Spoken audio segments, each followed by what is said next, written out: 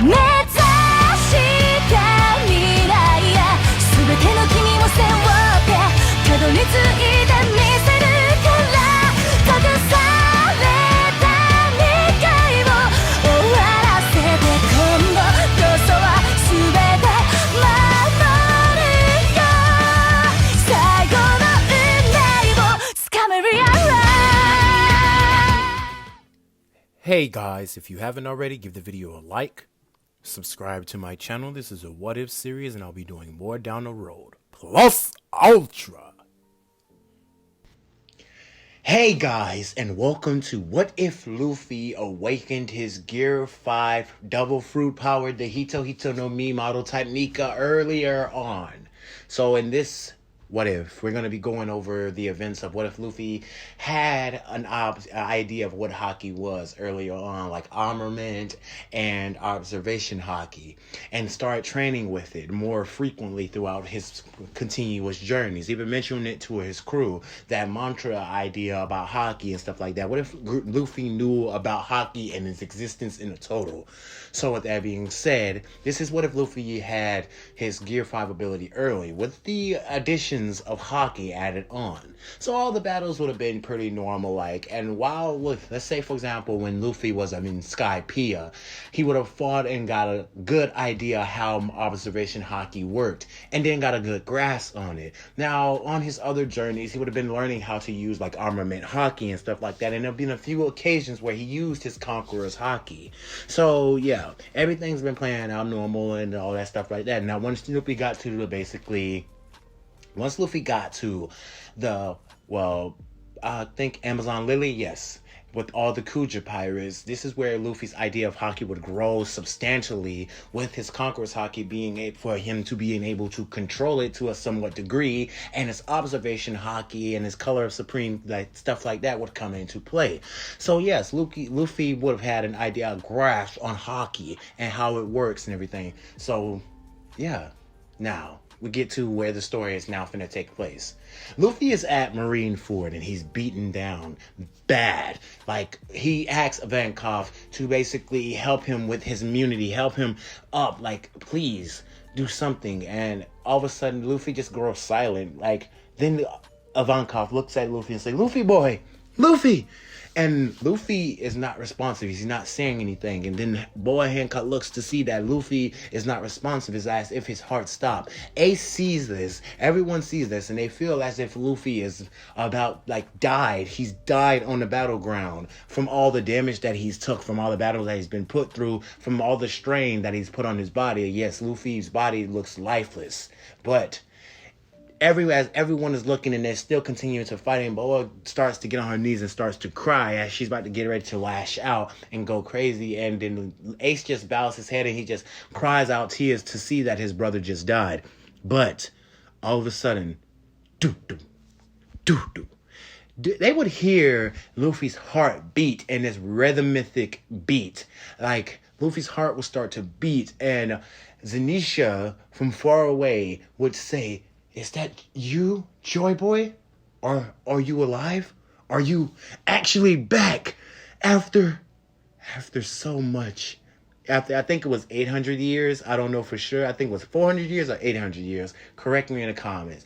But Zenisha would say, "I hear you. I hear them. The drums of liberation." As Luffy would start to smile and the smoke would start to emit from his mouth as his hair would start to melt. And then his hair would be caught up in flames. Luffy would start to bounce around on the ground, laughing his heart out, with Son Goku sitting up there with his eyes widening, and he's scared to this. He's saying that's the double fruit. That's the double fruit that Monkey D. Luffy has. And this is where Luffy would then start bouncing on the ground and smiling and laughing to the point where he rushed up there to where Ace is and punched a hole. Not literally a hole, but literally his whole fist would be going through Sengoku, sending him flying back. Now, Sengoku would have tried his best to block this with his Golden Buddha statue power, but it was little too effective, with Luffy's armament haki coating his arm and sending Sengoku flying back. Now, Luffy substinctively did a Gomu Gomu no a Gumu Gumu no Red Hawk that hit Son Goku back a little bit. Now, this is where Luffy would have basically broke the Sea Prism Stone that was on him. I'm not saying broke it, but basically had a key for it. You know what I mean.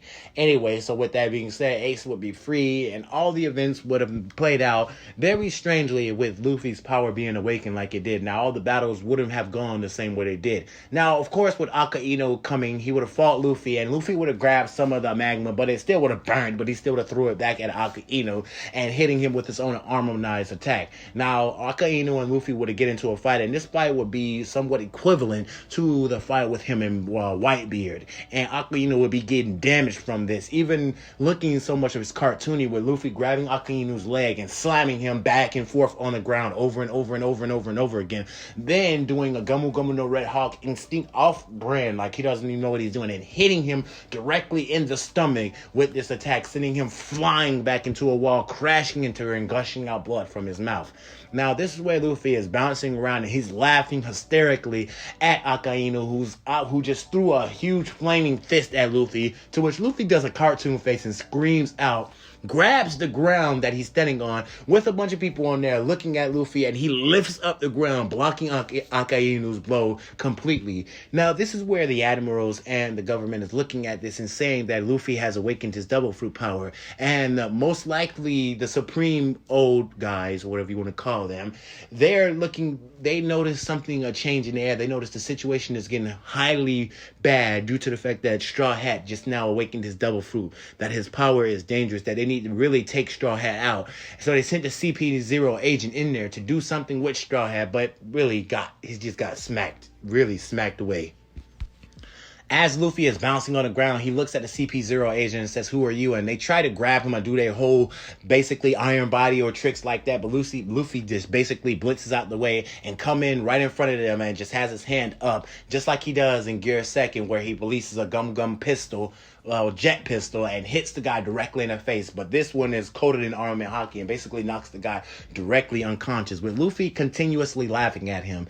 Now, this is where most of the battles would go differently, and Ace survived. Ace really survived this one. Because basically Luffy's power is so ridiculous that he's such a defense and an offense at the same time that Ace and managed to get away. And he didn't go back for Luffy because Luffy managed to bounce his way over there and get the Viva card that he was after. And Akainu thought that he could hit Luffy, but Luffy just basically scratched his head with his eyes poking out. And Akainu, a little bit shocked by this, and Luffy just reached down, grabbed the ground, and slung it over him with Akainu hitting the ground. And then Luffy just basically jumping from out of there and running on thin air with his double fruit power.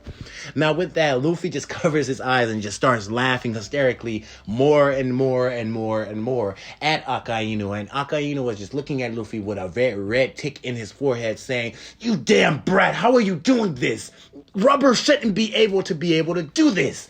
Now, Luffy is just shrugging his shoulders as he's having the time of his life, laughing his heart out right now. And he gets Ace, wraps Ace up with him, just wraps his arm around Ace and slings him at Whitebeard and says, "Get out of Dodge. You don't need to be a tough guy anymore."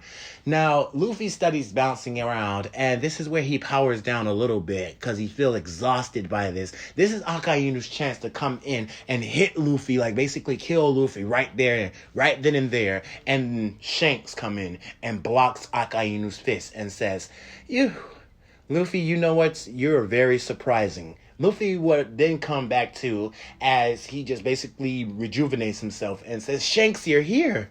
And this is where I'm going to end part 1 to What If Luffy Awakened His Double Fruit Early. So I want to see what you guys like about this series and stuff like that. And yeah, Luffy basically helped out a lot with his double fruit powers being as bizarre as it did. Now, I'm not going to say some of the battles that he won, but some of them were very effective in his defense. He had a strong defense to not defeat, but hold a candle to some of these people. And it led to Ace surviving and not dying in this said universe right here. But anyway, I want you guys like input on it. Where could I go for part 2? And part 2 would be longer, but as far as the videos for now in the future, I'm going to gauge interest and see what you guys like about the videos. I want to see what you guys want to put in and add and what you want to see in part 2, because I'm going to make part 2 longer, and it's possibly going to go all the way towards Wano. So part 2 might be the final, or it might stretch into part 3. I might make it into 3 parts. Who knows? It depends on how much love and support the first video get. If the first video doesn't get that much love and support, then I might just stretch this into a part 2 and just end it there and complete the series within 1 part. Well, within 2 parts. But without any further ado, you guys have a good day, a good night, and plus ultra good night, guys. 君の虜になって